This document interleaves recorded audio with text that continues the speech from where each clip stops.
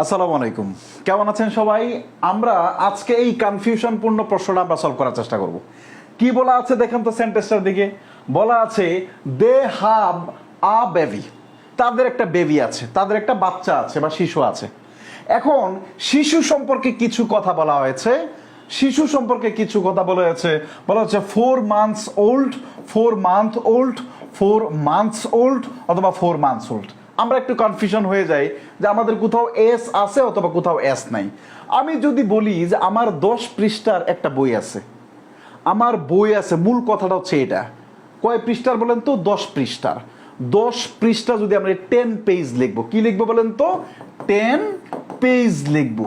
তা এখন আমার কাছে মনে হতে পারে আমি তো 10 লিখলাম, তাহলে 1 যদি বলি, আমরা 1 বুক বলি, 2 কি বুকস বলি না, 2 বুকস এক্স্যাক্টলি 2 বুকস বলি, 3 বুকস বলি, তাহলে 10 পেজেস তো হওয়ার কথা। তাহলে 10 পেজ কেন হবে? এক্স্যাক্টলি আমরা কম্পাউন্ড অ্যাডজেক্টিভ নিয়ে কথা বলছি।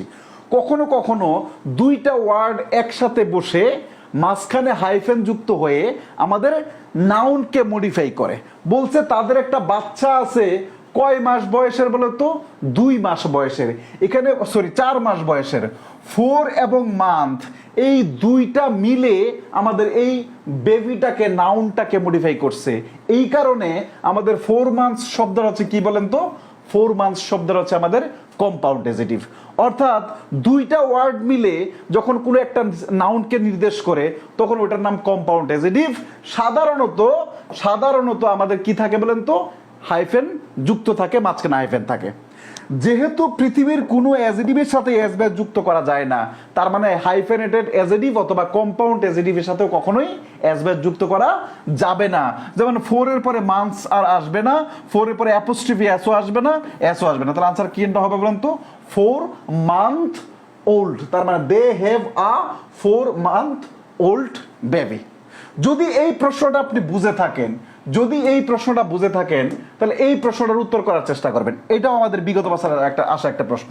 গিভ মি, আমাকে দাও, দ্য হোয়াইট কালার ড্রেস, সাদা রঙের বা সাদা কালারের ড্রেসটা আমাকে দাও।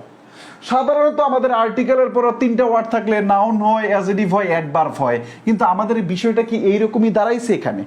না, হোয়াইট কালার দুইটা মিলে আমাদের ড্রেসকে মডিফাই করার চেষ্টা করছে।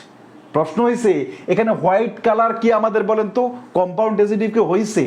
এক্স্যাক্টলি হয়েছে। যদি হয় তাহলে আমাদের এখানে হোয়াইট শব্দটা কি অ্যাডভার্ব হয় নাকি অ্যাডজেক্টিভ হয়? এটা উত্তর করার চেষ্টা করবেন ইনশাআল্লাহ। কেমন হচ্ছে ক্লাসগুলো জানাবেন। আর যারা গ্রামার নতুন কোর্সে ভর্তি হতে যাচ্ছেন তাদের জন্য আমাদের নভেম্বর মাসে নতুন কোর্স আসবে।